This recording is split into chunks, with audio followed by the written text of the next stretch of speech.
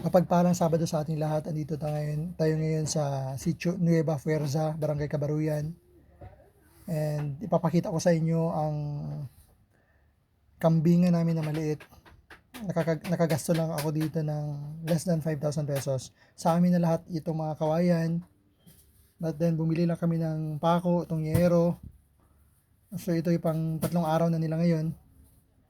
So sa labor lang tayo guys, basta meron na tayong mga kawayan, edi mas makatipid na tayo. Plus yan, PVC na yan, yan ang ilalagay namin doon sa bubong para magiging catch basin ng ulan.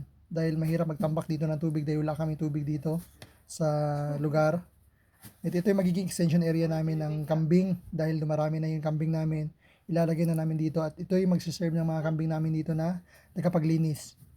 Dahil napakagasto hagbas in Bisaya dito sa bukid, kaya ito nang lilinis sa area namin ng mga kambing.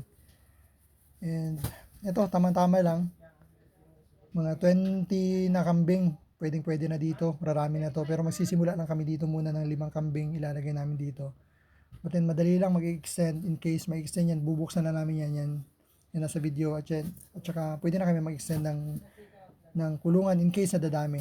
In God's perfect time, dadami rin. So ito ang view makikita natin sa kabilang side. Papuntang Agker-Agker dyan na side.